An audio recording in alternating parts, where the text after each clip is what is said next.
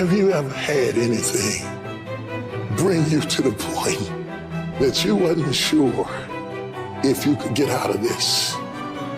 Somehow it's not the one thing, but it's everything.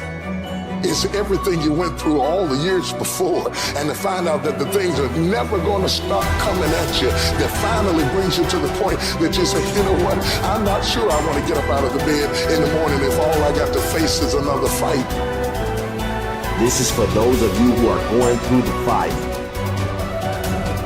Those of you who are wondering, how can I keep going like this? Some of you have been through so much that you should have lost your mind. It's all right to fail as long as you fail forward. It's all right, but I need you to have heart, because there's some things you just can't get without perseverance. Don't think it's strange when things happen to you, because every man, every woman, every boy, every girl will go through a time where your faith will be tested. I know what it's like to barely hold on, to barely feel like you're breathing, to barely feel like you can come up for air. Look up. Look up and recognize that there is a way out. There is a path for you to take. And it's not an easy path. It takes courage and it's hard. But what is the other choice? What else can we do? Let the darkness completely consume us, be overtaken by temptation and vice? No. Do not accept that. You can triumph over these dark forces. You can become better. You can be better. You got more than you think. You can do more than you think. You can go further than you think. You can have more than you think. And stop blaming somebody else over what you don't have. It's time for you to know what you got in your hand. Stand up for your dreams. Stand up for what you want in your life. Decide that your life is so meaningful to you, that you love you and you love life so much that you're going to stand up for what you believe in, because you can fall for anything. And so by being committed to everything that I started, I finished it. It built a certain type of spirit. It built a certain type of mentality. And so now I couldn't quit even if I wanted to. I couldn't stop even if I wanted to. I had too much sweat equity in my life and everything that I was doing. When it gets tough, I'm gonna press my way. When I get tired, I'm gonna press my way. When it's not convenient, I'm gonna press my way. When my heart is broken, I'm gonna press my way. When I'm rejected, I'm gonna press my way. When I'm broke, I'm gonna press my way. When I'm despaired, I'm gonna press my way. You would just believe that your day coming, that the sacrifices you are making today, they gonna pay off. But if you do not believe, it ain't gonna happen. So I need you to work on your faith. I need you to wake up every day and say, today ain't today, but my day coming. And I will not give up until I get to that day. I will not stop. I will not give up. I will not give in until my day comes.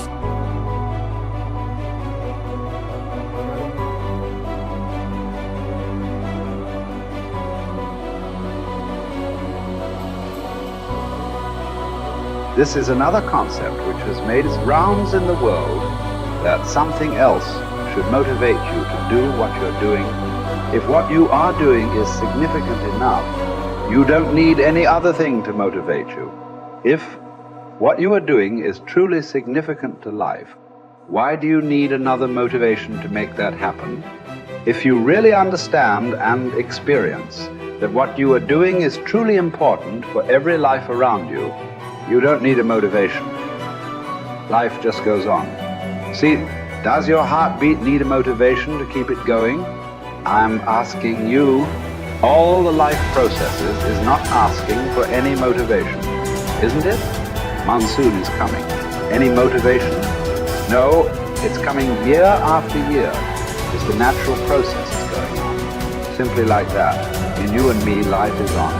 What I'm telling you is, if you are doing something which is aligned with the fundamental life process of who you are, This can find a million expressions. It need not be just spiritual teaching. It can find a million expressions that what you are doing is aligned with your fundamental life process. Then you will not need anything to motivate you. Simply, as a part of life, it will just happen. How much you do simply depends on how much time you invested on upgrading yourself. The problem with the world right now is people are always trying to upgrade their activity. If you upgrade your activity without upgrading yourself, you are bound to break up somewhere. It's like you went on a Formula One track because you want to be on a fast track, and you went with your Maruti 800. Suppose you hit the right kind of speed. All the four wheels will go in four different directions. It won't hold up. If you want to be in that kind of speed and that kind of track, you must prepare the machine. Upgradation of this one is important. If you upgrade yourself, activity will simply happen. Many people around me, many times think I'm superhuman because of the activity that I perform. This is not about being superhuman. If you explore the possibilities of being human, if you explore the possibilities of the immensity of being human, you will realize you don't have to be a superhuman. Being human itself is super. So you will not need any external drive or some other inspiration. The very process of life will do it. It turns out 95% of who we are by our midlife is a set of memorized behaviors, unconscious habits, hardwired thoughts and attitudes, conditioned emotions that are so familiar to us that it doesn't even feel like fear, or it doesn't feel like sadness. It's just who we are. It usually takes crisis or trauma or disease or diagnosis or the lowest point in your life where you're knocked to your knees. And for that moment, you actually have a view of yourself outside of yourself. You can see yourself from a different state. The facade, the whole illusion is over. And that's when a person really begins to think about what they've been thinking about. They begin to notice how they speak or how they act. And I think they begin to pay attention to those feelings on a more regular and conscious basis. And the word meditation, I looked this up because when I started my journey, I'm very scientifically minded. The word meditation, the symbol means to become familiar with. So then the first step to change, if you wanted to create a new life, you have to change.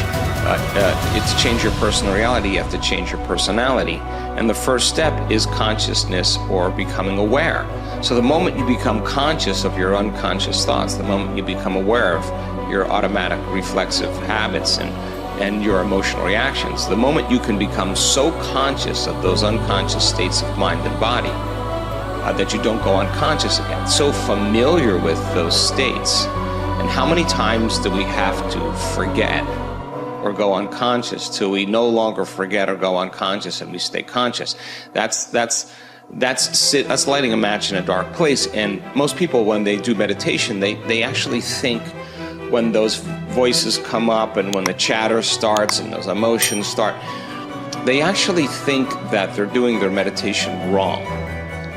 And I want them to know that they're actually doing it right, because you're coming up against those thoughts that slip by your awareness unnoticed or unchecked by many people. You all of a sudden catch how you speak.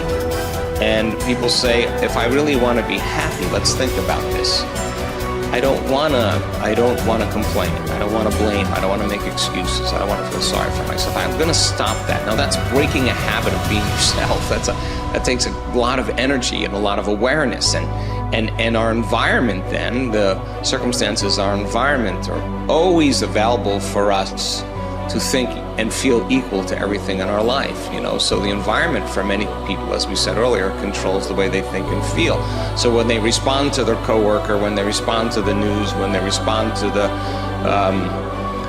traffic in their life, that response causes them to return back to those unconscious programs.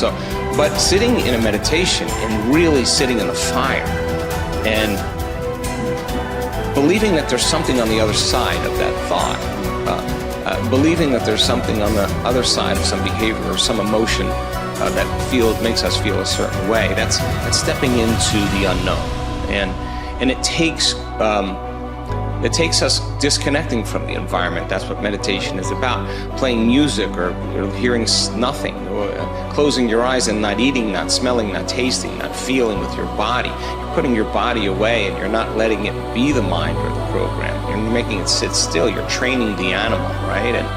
And a person starts feeling emotional and they catch themselves starting to feel those emotions. Instead of letting that emotion drive certain thoughts or actions, that person settles the body down in the meditation and brings it back into the present moment, and that's a victory.